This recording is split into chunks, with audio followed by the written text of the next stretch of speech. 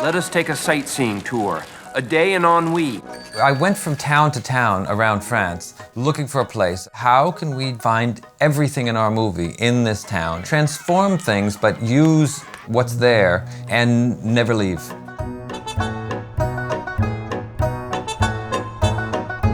The French Dispatch is a portmanteau. It's a kind of omnibus film, a collection of short stories. Set in a fictional French city. Ennui sur blasé.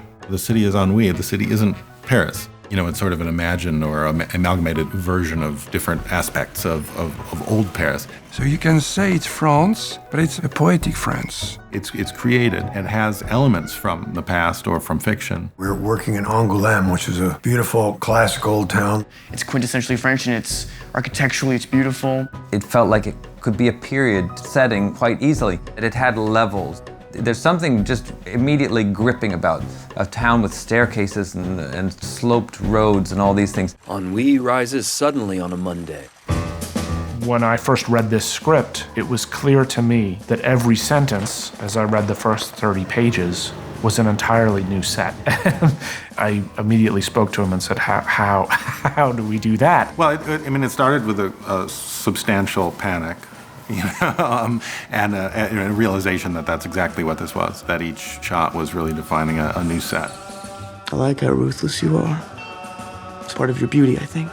The kidnapper's lair, and we were building a whole new building, but a whole new building on kind of a mountain in the middle of the city. Wes has kind of a great history of finding alternate studio spaces. The city of Angouleme became our sort of back lot. We took over this factory, and that became a de facto film studio in the center of town. Had a bunch of different factory bays, and we sort of took them over, and they were our different stages. And then we also had all of our workshops there, all of our storage there, and it became a studio. It really became an actual film studio, totally from scratch, without even electricity when we walked in the door. How'd you get out there? All the city of the town was working with Wes. The people of Angouleme, there's well over 1,000 residents of Angouleme who are in the movie.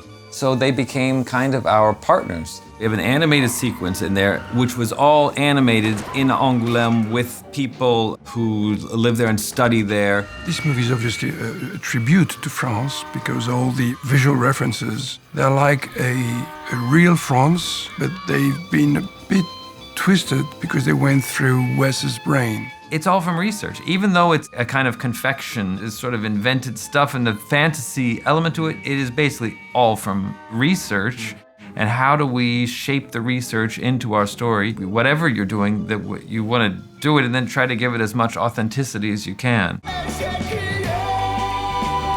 What is this world? What fast-paced, detailed, symmetrical, wonderland in this guy's head are we all being brought on ship for, to cross seas with him as our captain? It reminded me a little bit of a pop-up magazine turned into film. The look of the film, the photography, the art direction, the attention to detail of the props, the wardrobe, the choreography between the acting and the camera. It's just very unique. It's just very Wes Anderson. He takes it to another level.